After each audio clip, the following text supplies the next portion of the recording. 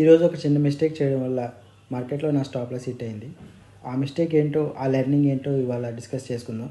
Market నిన్న ఒక range ఏర్పడిన తర్వాత బ్రేక్అవుట్ ఇచ్చింది. బ్రేక్అవుట్ ఇచ్చిన తర్వాత మార్కెట్లో బయ్యర్స్ ఎంటర్ అయి ఉంటారు. ఆ బయ్యర్స్ స్టాప్ లాస్ తినడానికి ఇంకా లాస్ట్ హాఫ్ అన్ అవర్లో మార్కెట్ ఫాల్ అయింది. అంటే బయ్యర్స్ని దించేసింది కాబట్టి మార్కెట్ పైకి వెళ్ళొచ్చేమో అనుకున్నాను.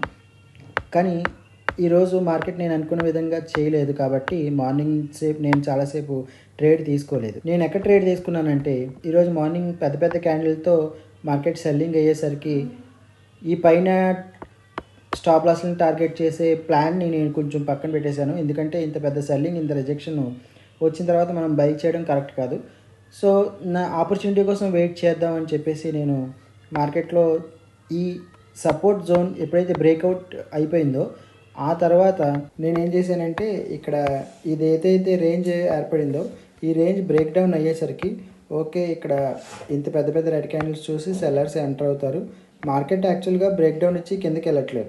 ఒకవేళ కిందకి వెళ్ళిపోతే నేనేం ట్రేడ్ చేసుకోకపోదును. కానీ మార్కెట్ ఇక్కడెక్కడ ఉండడం వల్ల బ్రేక్ డౌన్ని చూసి చాలామంది రీటైలర్స్ సెల్లింగ్ చేస్తారు. అలాంటి సెల్లింగ్ చేసిన వాళ్ళ యొక్క రిటైలర్ స్టాప్ లాస్లు పైన ఉంటాయి కాబట్టి మార్కెట్కి ఒకసారైనా ఒక పుల్ బ్యాక్ అయినా ఇవ్వాలి. ఆ పుల్ బ్యాక్ కోసం నేను ఇక్కడ బై చేయడం జరిగింది. బట్ పెద్ద పెద్ద క్యాండిల్స్తో మార్కెట్ పడిపోయింది. That's okay.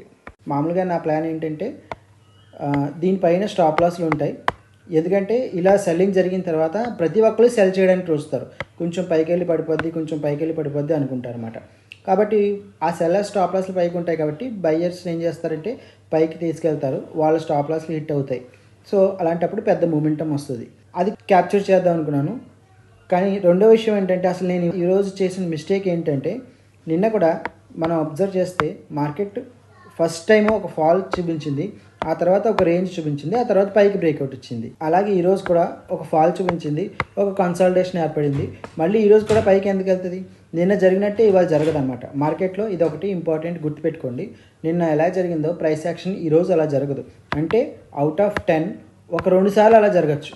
కానీ 8 టైమ్స్ మాత్రం నిన్న జరిగినట్టుగా ఇవాళ జరగదు. ఎందుకంటే నిన్న జరిగింది గుర్తుపెట్టుకొని ఓకే నిన్న పైకి వెళ్ళింది కదా, ఇవాళ కూడా మార్కెట్ పైకి వెళ్ళిపోద్ది అనుకొని చాలామంది బై చేస్తారు. అలాంటి వాళ్ళని ట్రాప్ చేయడం కోసం మార్కెట్ రివర్స్లో మూవ్ అవుతుంది అన్నమాట ఆ రోజు.